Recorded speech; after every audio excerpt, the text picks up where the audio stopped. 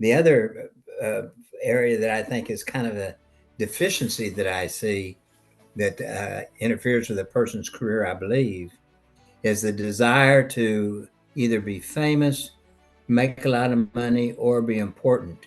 And I see that in orthopedics, and you would understand this, of course, is wanting to be involved with companies and wanting to be a consultant for a company and the prestige that goes with that. And once you start having that as a goal for what you're doing, or I think you start losing some of the reasons that we should have been going into the profession to begin with.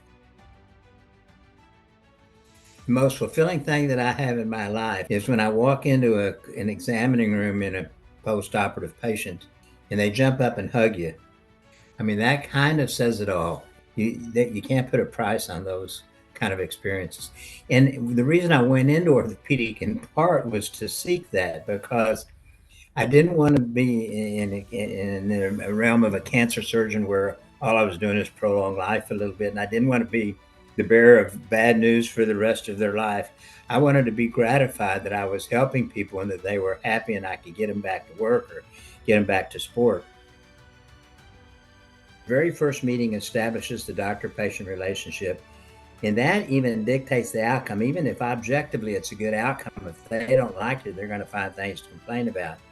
If they like you, they may have some problems, but they won't even tell you because they're embarrassed because they don't want to disappoint you.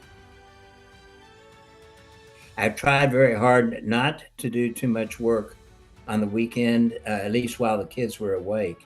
That was the other thing. During the week, I'd get home and I never pulled out my briefcase or started any papers or whatever while the kids were awake, but I didn't sleep much. So when they went to bed, that's when I'd pull out my briefcase and get my stuff done. And you know what? The number one correlate to longevity was social interaction. Somebody that had a social life outside themselves and outside the family. And what resulted in them staying wasn't so much making more and more money or leaving because of money, but rather because of satisfaction. And they wanted to have a chance to move up and to have their efforts rewarded.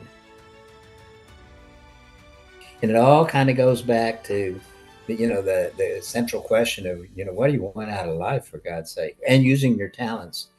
And what better could you do than being a physician first and an orthopedic surgeon second?